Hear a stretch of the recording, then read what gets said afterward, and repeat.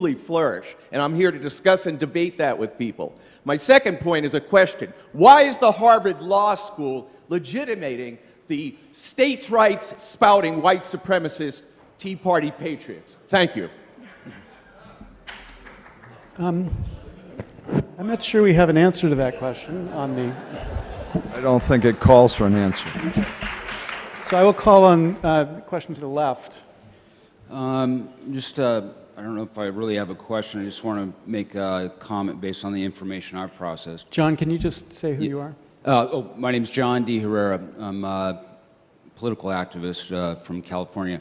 I gathered by the raising of hands earlier that a lot of people are upset with governance. And if you look at the Declaration of Independence, I think you could characterize that we're all suffering a long train of abuse.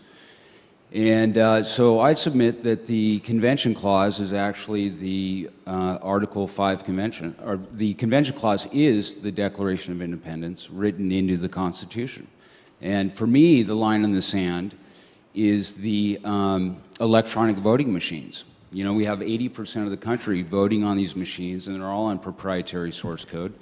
And so we really need a question. Okay, so if you want to say something, you have to say it as a question. Basically, that was it. And just to say that I'm in favor of an Article 5 convention. Okay, any response? Fine, to my right. So we've had one Mr. Snyder. Hi, Jim Snyder, a non-residential fellow at the Safra Center. So we've had one federal constitutional convention in the United States, but we've had 233 state constitutional conventions. And one of my worries is that the way you rise to the top in academics is generally to study national politics, and you associate the study of state and local politics with community colleges and state schools. And in much of your writing, I just haven't seen any discussion of America's quite extensive state constitutional convention experience.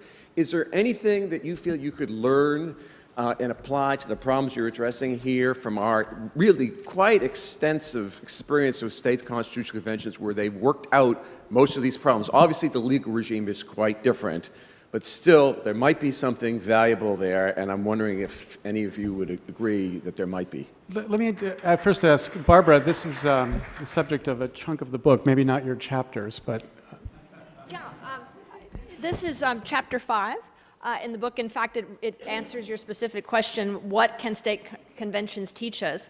And we don't have time to go into all of the details, but it addresses each and every one of those types of questions that Professor Tribe raised about how do you select delegates, what